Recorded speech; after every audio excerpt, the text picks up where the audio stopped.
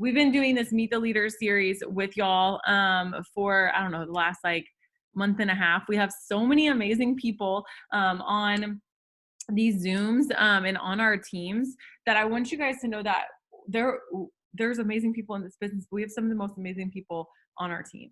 And so I'm so excited for you guys to meet Yulie tonight. Yulie, I'm just going to kind of have you start. You can unmute yourself just by sharing your story, sharing how you found the business and how everything kind of unfolded for you and what your life looked like before.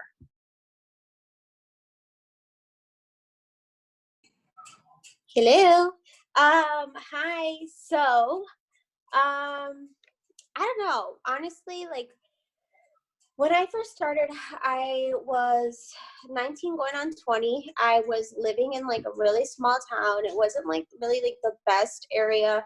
I was living in a basement apartment. I was working full time at Sprint, the phone company, and then I was also going to school full time. And honestly, it was just it was horrible. Like I hated it. I was tired of literally living in the basement and like not having windows. I was working all the time, and I was working like full-time shifts. And I never really had enough like money to like do things. And it was annoying because I was paying my bills. I was paying like my rent, my light bills, everything else.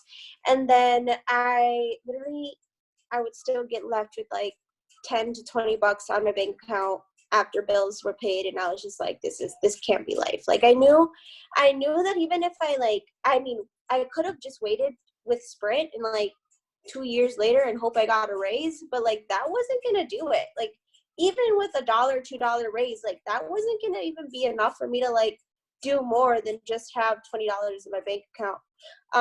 When I first started, a friend from high school actually asked for me to join the business, and I guess it was more than like 4 years that I had talked to her because I had changed schools. And she reached out to me. She's like, hey dude, like, and this, I joined in April. So it's exactly been 2 years. I counted 2 years, 1 month and 15 days since I joined. And it was like 4 years that I even met like or seen Alyssa who signed me up. And she's like, dude, like, you're working out, you're always posting your workout videos, like why don't you try this out? And I would say I was skeptical just because like I didn't think it was like real. Like I didn't think I could do it. I was like, what is this like little like, you know, like what is this Mexican girl gonna do like with selling coffee? You know what I mean? Like, and I literally didn't think I was capable of doing it. The real reason I started was just because I wanted to try the keto coffee and I did want to get better progress. So I was like, okay, cool. Like if I don't sell anything, like that's fine. At least I could try the products and like get my life started. Fast forward, like 2 to 3 months later, I moved to Tennessee. I came back. I went Ruby. When I finally went Ruby, I got my new apartment and I kind of just was there for a moment. I was still working at Sprint. I quit school because I realized school was just like it wasn't for me. Like I didn't like it. I knew that I was 19. I was really just going to school because my parents told me to. And that was the only way that people said that like, I was gonna get through things, you know what I mean? Like my grandma swore like I was gonna make it in life if I went to school, and that's why I did it. So I was like, you know what, like self-development and everything else told me like, dude, you're not happy doing this, like why are you even doing it, like if you don't like it? So I quit school, and I came back from Tennessee, and I was able to get another apartment, and this apartment was so much better. And it was a 2-bedroom apartment. I was able to furnish it in cash, and it was it. And for a moment, I thought I was happy, but lo and behold, like my upline told me I should dream bigger, and I was like, okay, like, girl, what you want me to dream bigger? So this was definitely between like dream board season. And it was before my first conference, so everybody's talking about getting ready for conference, and everybody was talking about like making their vision board for like you can like not see the future but like manifest it. And I didn't believe it. I didn't think it was possible, but here I am making my dream board, and I told myself, like, dream bigger, and I decided to travel like at least one place a month, and I did that, and I was able to do that for 6 months. I went to conference, and I came back from conference, and I'm like, you know what, my dreams aren't big enough. I'm gonna move out the country. So I moved out the country. I literally road tripped from Munster, well, not Munster, Indiana, but like East Chicago, Indiana, Joliet area. And I literally road tripped from I filled up whatever I had in my apartment with my dog, and I drove to Mexico. And I did not know anyone. Like, the people I did know out here, like, it was like four people that I knew, and they weren't really close friends. They're just people that I met, like, as far as like my journeys. So I moved out here, and I started my new life living nomadically, and how I just did it. And 1 year later, I actually stayed in Mexico, and I traveled to another place, road tripped again, and I stayed there remotely for another month, and I came back and I met my husband, and now I'm married and I'm gonna have a kid, and my life's a lot more stable. So and this is where, like, I'm trying to build more, and I'm trying to, like, reach more goals there, and like, it's time for me to dream bigger. So I am now heading towards triple, and that's like my new bigger dream that I'm working towards. I love it. And what I love about your journey is so many times you said, I had to dream bigger.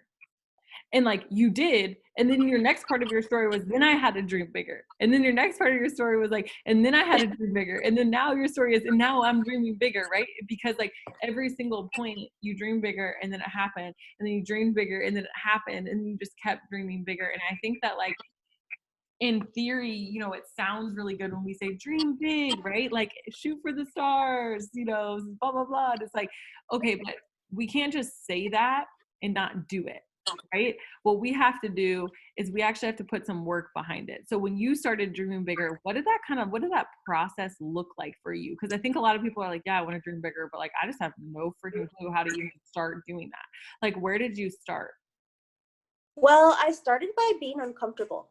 That was where I had to, like, push myself, because one of the things that because I've like lost rank, and I've gained it, and I've lost it again, and I built myself back up, and I lost it again. But like, my thing was, like, I cannot live in I don't know if this is a bad thing, but like, I just can't be comfortable.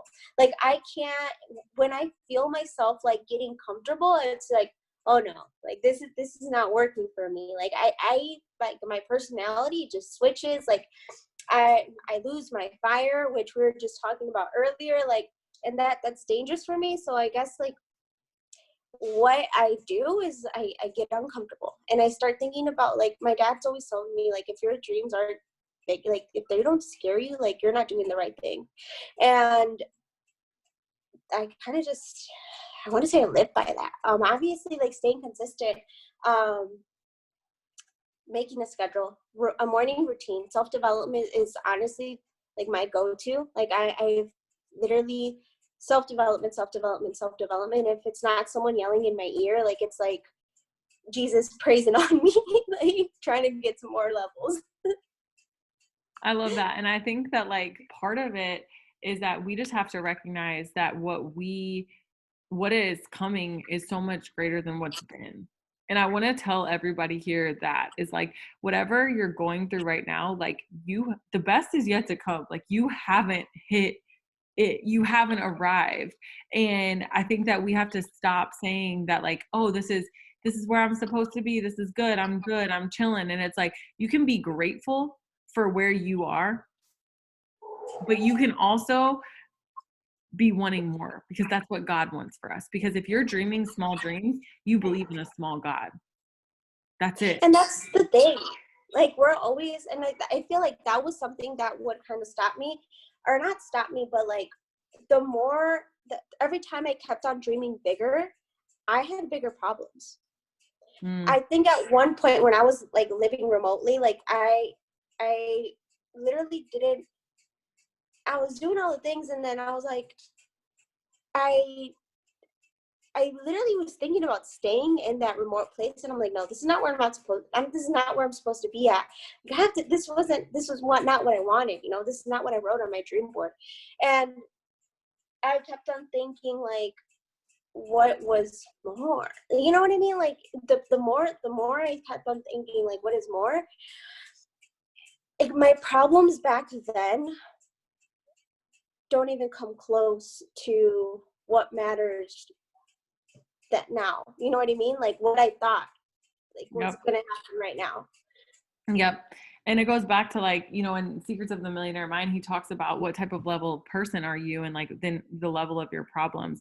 And one of the things that he said that's always stuck with me in that book is so good. If you guys are looking for a book, Secrets of the Millionaire Mind will literally change your life. But in that book, he talks about, you know, when let's say you have like a level 5 problem, if you have like a level 7, or if you have a level 5 problem and you're like a level 4 person, you're looking up at that problem looks really big, right? Because it's bigger than you. But if you work and you grow yourself and you develop yourself and you know grow your mentality and all this stuff, and you grow to like a level 7 person, that same level 5 problem isn't even really like it's small, No. and it's the same issue, right? It's the same problem. And I think, you know, even when if you want to relate it to something in the business, I know the first time I had one of my first distributors quit, I literally felt peeled over and quit the business myself, because I was like, no, I'm just so bad at this business. This person is just wants to quit, and I'm just such a horrible leader, and like I just blah blah blah. And it's like I just like beat myself up over this. And I called Erin and she was like, oh yeah, it's fine. And I was like, it's not fine. Like she quit and blah, blah, blah. Just like went on this whole tangent. Okay. And I realized as I grew that like my dreams aren't meant for everybody. That the vision that God placed on my heart is going to be different than the vision that he's placed on somebody else's heart. And I can lead a horse to water, but I can't make them drink. And I can teach people all the things, but if they don't do it, then I can't fix that, right? Like I can't change that. But I think that because that was the same problem, and I'm not saying I have it all figured out, because if you guys know me well enough, you know I do not have it all figured out. But I do know that that same problem isn't even a problem. It's just something that I deal with. And I want you guys to write this down because this is super important. If you can fix it, it's a problem. If you can't fix it, it's a fact. Because so often we are worrying about facts, and we are making facts our problems when the facts of life is not our problem. It's just a fact, and we just have to deal with it and move around it, right? Pivot and move forward. So Yulie, do you feel like one of the biggest things that this business has taught you? Yeah. Okay. The biggest thing this business has taught me is, first of all, consistency. Just staying. I honestly, like, in my whole like career, I think this is the longest I've stayed with an actual like company or like job. Because back then when I was younger, I mean, I started when I was 19 years old. I was only at Sprint for like 8 months. And I didn't even get to hit my year mark at Sprint because I turned to this. And before that, I was never consistent with anything, not even school, because I quit that. And this was like the ultimate thing that I could actually stick to and like focus on and build on. But something. Can I interrupt you real quick? Because I just want to make a point. And here's the thing. This is one thing that I've realized, because this is actually the longest thing I think I've done too. And here's why though. It's not, I mean, part of it is me becoming better, but part of it is this business is so graceful. And what I mean by that is it's so forgiving, you guys. Like it's so forgiving. Like it's not like I've messed up less on this job or doing this thing than I had messed up doing any other job. I've actually probably messed up way more doing this than I did in any other thing that I was doing. But the difference is that every single day it's a fresh start. Every single day you can start over and you have a clean slate. And I think that so many times we get in our own head and we feel like, because guess what, you guys, if you don't show up to your job, you gone. Bye. Bye. But if you don't show up to this business, guess who's still here cheering you on? This team, this community, your website is still there, your e-suite is still there. And so that is not an excuse for you to be lazy and to not do the work, but what it is, it's the ability for you to give yourself grace when life happens. Because life is going to happen. It's going to happen whether you're in this business or not, but it's so much easier when you have the support in the community and the team around you pulling and helping you just rally yourself up to handle the next thing. So sorry, keep going. I just wanted to say that because I think like that's not talked about enough, is like the fact that it's not that we're perfect people because we've been in it longer. It's just the business is so forgiving. And we can make time, we can make up for time lost that we haven't done. So I remember something that you've always said is like, it's okay if you drop the ball maybe once or twice, but as long as you pick it up the next day and you know you can make up for it the next day, like you're good. You know what I mean? Obviously don't let it happen all the time, but like if you drop the ball, like pick it up the next day and like keep it moving. Like tomorrow's the next day. The second thing I feel like this business has honestly like taught me is how to be a better person. I grew up with this business. I literally grew up with this business. Like I went from 19 to my 20 somethings and I'm like, oh wow, so this is what it means to be an adult. Like I became more financially responsible. I would have never thought about going back debt free back at 19. Like it on the contrary, like I think I was probably going to get in more debt because no one was there to teach me about credit cards. No one was there to teach me about like how to pay off my loans or like how to even manifest anything, how to communicate with people. Guys, I've turned into another type of level of like, I mean, I'm still not the leader I want to be, but like I cherish people so much more now than what I did before. And I don't surround myself with, and this business has also taught me how to say no to things. I said no to a lot of things. When I first started this business, I said no to like going out with my friends. I said no to like drinking. I would drink, but I wouldn't like go out every weekend compared with my other friends. And I would just be like, oh no, I got work. Yeah, like see you later.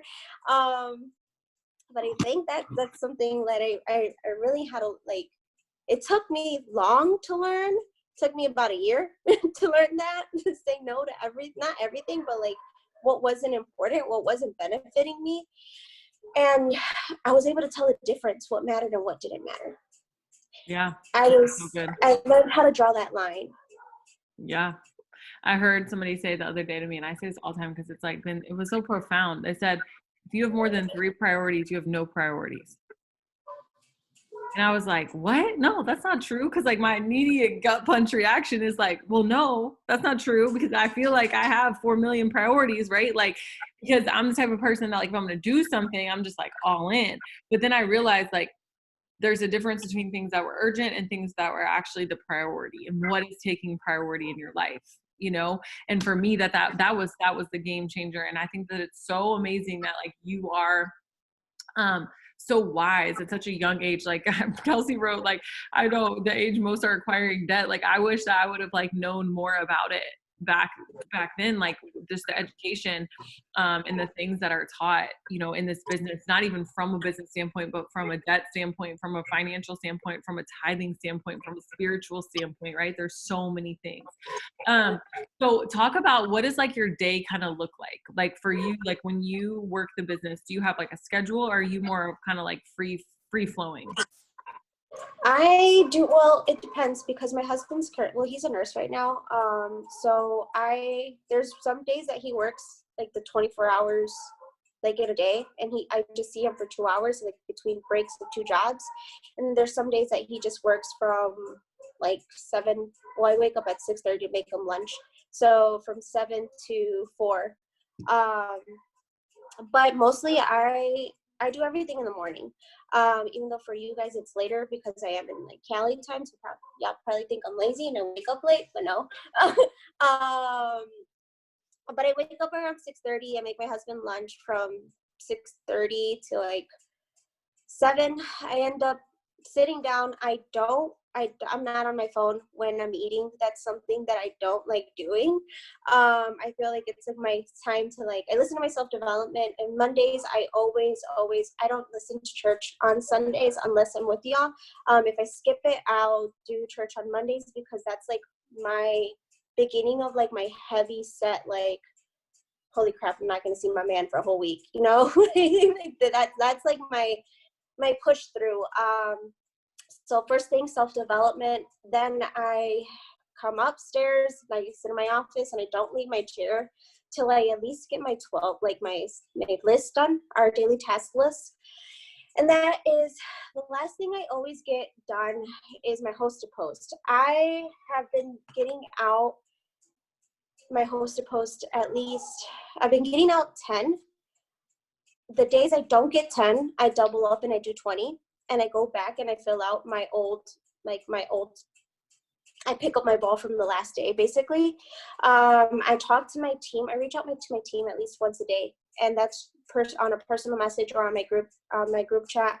And then finally, at the end of the day, I have a power hour at 10 p.m. Central Time with my whole team because I know it's like a later time for everybody. And everybody's starting to work again, so we can't take advantage of like the quarantine time. I love that. And I love that you have like a flow, but it's not like this strict schedule. Because I think sometimes it can be very intimidating to people when we're looking at, oh, this is where this person has to be here, or, this time I have to be from 9 to 10, I have to do this. And then we don't allow for any room to kind of adjust or to shift or to pivot. And the ball thing is funny because I say that all the time and sometimes I forget it. Have you guys ever like given advice to somebody and like, as you're giving it, you're like, yeah, I should probably take some of that advice to myself. Yeah. I do that a lot. And sometimes I feel like when I'm like on a Zoom or like whatever, and I'm quote unquote preaching, it's like, dang, it's like all the stuff that I needed to hear too. And so if you feel, I think I want you guys to know, if you feel that way, it's not you being a hypocrite. It's just God speaking through you to yourself. Like that sounds really weird, but like I've had that happen so many times and I felt like really bad at first. And I stopped doing Zooms for a little bit because I felt like I was being very hypocritical because I was like, oh, well, I'm preaching this, but I need to take some of it. And it's like, no, that's just kind of how God works sometimes. He's just trying to tell you something, almost like when you're in the moment and you're talking. But the ball message for those of you guys who haven't heard like the full thing. So TD Jake says like, all of us are juggling balls. And I want you guys like, it can sound bad if we're not, if we let our minds go there. Okay. I get it. But we're not going to let us all go there. But here's the thing is we all wear so many hats, right? So like drop a 4 in the comments if you know that like you have like 27 different roles that you play in a day, right? Whether you're a wife, whether you're a mom, whether you're a business owner, whether you're like also the chef, like also making your husband lunch, which I don't do. Sorry, Brian. Like doing all of these things, right? That like you are expected to do. You just have to know, TD Jakes was like, you just have to know you're going to drop one ball. Just don't let it be the same ball 2 days in a row. And I love that analogy. It's allowed me to give myself so much grace because I don't view grace as a hall pass. Like, oh, you just get grace because like, that's it. You're good because you don't try. But grace is when you do your best and you still fall short. And then God steps in where you lack, right? Like if you can only get and you're still short of the finish line like this much, he's going to send in that extra volume. He's going to send in that extra thing. He's going to protect so many things that could happen otherwise. And so that for me was just so comforting. And so I want to say that to anybody on here who's listening who feels like I just can't do every single thing every single day perfectly, like take that pressure off yourself. And one day you might just stink at being a mom, and one day you might just stink at like being a wife and being present. But you know what? Just do your best with that the next day and then make that your priority. And don't let it just be the same ball that you're dropping 2 days in a row. And for me, that really, really helped when I understood that part of it. And so that's kind of the analogy that she's talking about. Okay, let's talk about leadership. When did you start to truly take responsibility for your team? Oh, hold on. Let me unmute you. I don't know why it's not letting me do it. Okay, there you go. Yeah, sorry. So something about me, guys, I recharted myself to diamond 1,000,000,001 times. I feel like I'm so serious. I've had months where like I've literally charted myself to diamond, and then the next month like that chart's like gone. And that's when I realized like, okay, there's something I'm not doing right. And that was a lesson I learned probably like 3 times, or like God repeated to me 3 times. And like finally the third time, I'm like, oh, that, sir, that's what you meant. But I had it step up when I realized I wasn't making relationships. I was too focused on myself. I was too focused on my dream. I was too focused on my own problems, on my own volume, on my own. I literally thought that I had to enroll 8,000 in volume by myself. But then I started looking. I actually just recently told Gabby, she's my upline, and I was like, you know what, Gabs, like I don't even care about my chart right now. Like, not that I don't care about like my chart, but I'm looking at everybody, and I look at everybody individually, and I look at their stories, and I think about their whys, and I think about what they want to do. Not I don't look at my picture no more. I look at theirs. Like my pictures for when I do like my journaling, and when I write down like I every day ask myself, well, this is something new that I'm doing. And I write it down every day. Like, what is my dream like? Like, what is it gonna look like when I hit triple? And that's I'm just sticking to the same question because I like consistency is like something I struggle with, but like I'm just sticking with that one question. Some days it's day 4. Some days it's a whole paragraph. Some days it's just like a little page. Some days it's just like I need triple. Like, literally that's it. But I stopped looking at everybody like boxes. And now that I am the leader that I am, and now that I did learn that lesson, like I don't see myself as just me. I see myself as Karina. I see myself as Itzel. I see myself as Patty. I see myself as Serena, Edith, and everybody else on my team. And I look at the little things, and I take consideration of what they're doing too. So I feel like that's where I stepped into leadership, and that's where I had to like really like up my game, because even when I turned Ruby, like that you could do Ruby by yourself. You can definitely do Ruby by yourself. But when you do, and you can do Diamond by yourself, because I've done it, but you're gonna need the extra components at the end of the day, and that's your team, and that's what you need. Yep. And I think that God didn't design us to do it by ourselves. Like it wasn't like oh, like you're just supposed to be out here by yourself, like, and just doing all this work for everybody. And for me, I love when you said that you stopped viewing everybody as boxes and you started viewing them as people, because it's so easy because of the charts. We're like putting people in boxes, and we not only physically do that, we mentally do that. Right? We mentally do that. We mentally say, oh, that person's here and this is what I want them to be, instead of saying, no, what are your goals? What are your hopes? What are your dreams? And then the other part I love of what you said is that you actually started writing down what you wanted. Okay. So like, this is so crucial, you guys, please, please, please don't miss this. Okay.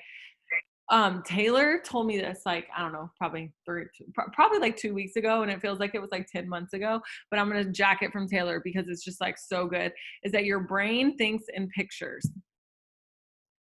Okay. So if you close your eyes and you're like, what's your favorite childhood memory? It's not like this paragraph of words. It's an actual picture of like one moment in time, right? Your favorite childhood memory, bang, it pops up. It's like you climbing a tree, or you at an amusement park. I don't know what it is, but whatever it is, it's in one still picture, right? Or like maybe a little moving picture. But what she's doing right now and saying what her dream life is and writing that down is she's creating that picture. The colors are getting brighter. The faces are getting clearer. The picture is becoming more detailed. It's not just any car, it's a black car. Okay, now it's not just a black car, it's a black Mercedes G-Wagon. Okay, it's not just a black Mercedes G-Wagon, it actually has black leather interior, and this is what it feels like, and this is what it smells like, and this is how it's gonna feel when she rides in it. I don't know if that's on your board, I was just making it up, but you guys get the point of what I'm trying to say, because we're all so focused on what we don't want. If I asked you right now, what are 5 things in your life that you wish you could change? You can name them quick, right? But if I asked you, hey, what are 5 things that you want? Not don't want. What are 5 things that you want? Do you know how much harder that picture is for you guys to paint? Because we're so busy thinking about what we don't like that we forget that we have to figure out what we do like.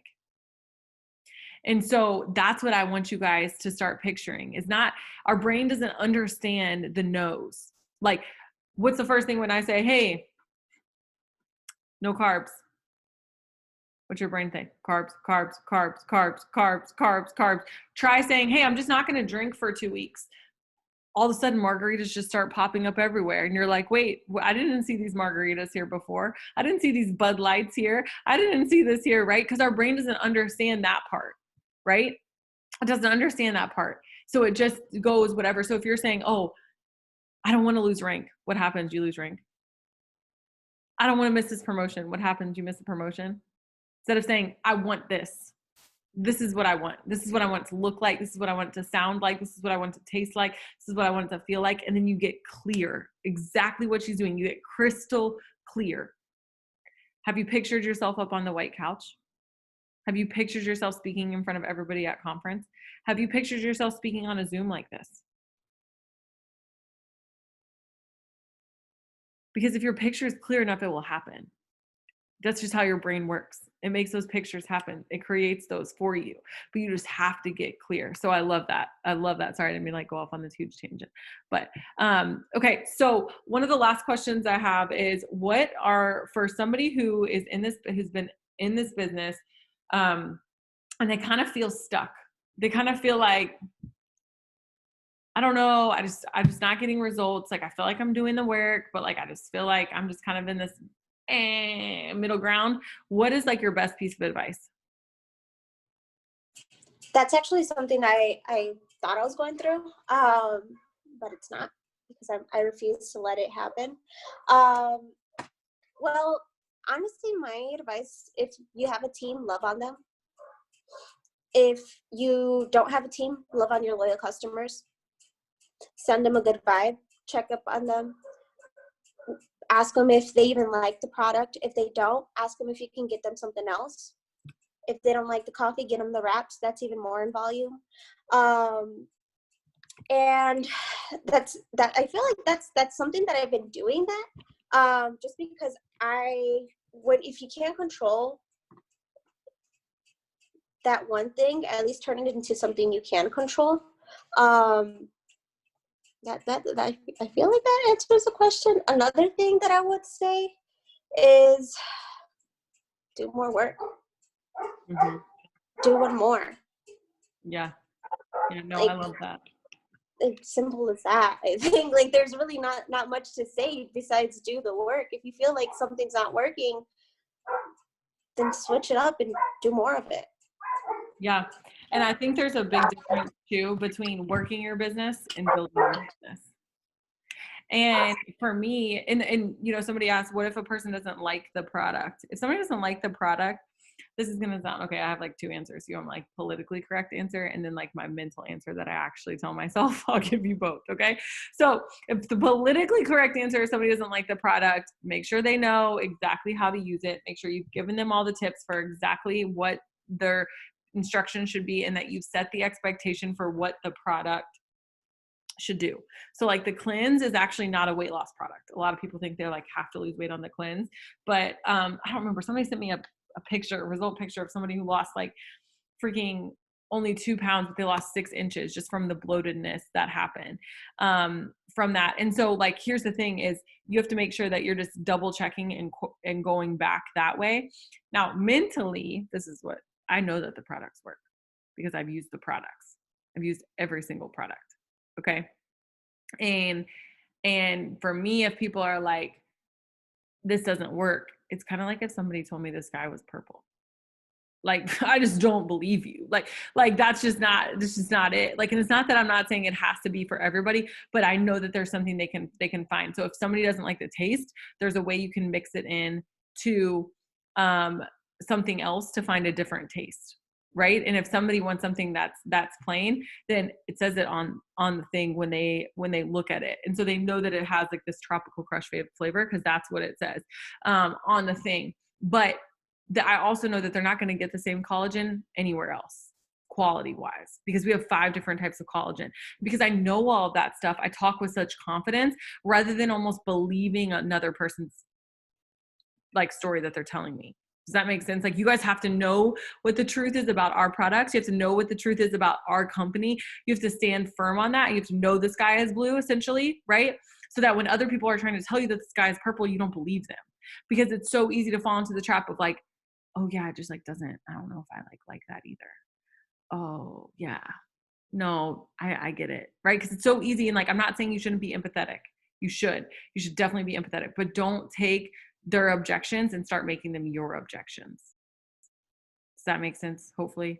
And was that the only question? But I love that, because I think like when you said just do a little bit more, I think often what happens, and when I've gotten in slumps, and just like a mood, essentially like mood,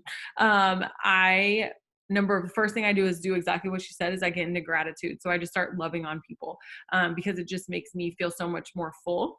But the second thing that I do is I actually evaluate the amount of work that I've been putting in. You know how people say time flies when you're having fun? So does work. So work also drags on when you're not. And you can feel like you're doing so much more work than you really are in reality. How much work do you feel like you put in when you sign like 70 customers a month? Not that much, but you probably put in a lot of work. How much work do you feel like you put in when you get like 3 customers a month? You feel like you put in a freaking lot, right? And so I think that we also have to just evaluate the amount of work that we've been doing. And one time, Erin, the girl who I enrolled with, she made me do this. And I was like, I mean, I'm sending out like 100 messages. Like, I'm just doing all the things. And she's like, okay, I just want you to like add it up. Like, I want you to like look at and actually look at what you're doing. So I did. And I looked at it, and I was not doing that much. It felt like I was doing a lot. But when I actually looked at what I did, it wasn't building my business. It wasn't income producing. It was just being busy. It was being busy. It wasn't actually building my business. And so that's what I would also suggest evaluating and looking at, because it's also just, you're just doing the things that are not income producing. So that helped. So Yulie, I'm going to give you just a second to say anything else. If you have anything that you feel like this is on my heart. And if not, we'll just close out in prayer. Okay. So I guess the last thing I just have to say is, I've been in this business for 2 years. I'm still not triple diamond. I'm still not Prez. I'm still not ambassador. I'm still not double diamond 2.0. You know what I mean? And that's okay.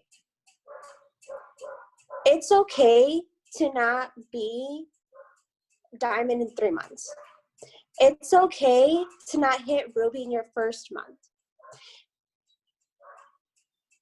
Don't put yourself in a box. Don't compare yourself to anyone.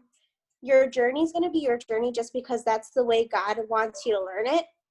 That's what you have to go through, whether it's through mountains, whether it's through valleys. Because when you're on the top, like, that's great. But eventually you got to climb down and build some more. Eventually you have to do more. And eventually you have to find another goal. So that's what I'm saying. Like, if it takes time, let it be. And just, I mean, God will give us what we want at the end of the day, but he's not going to tell you when.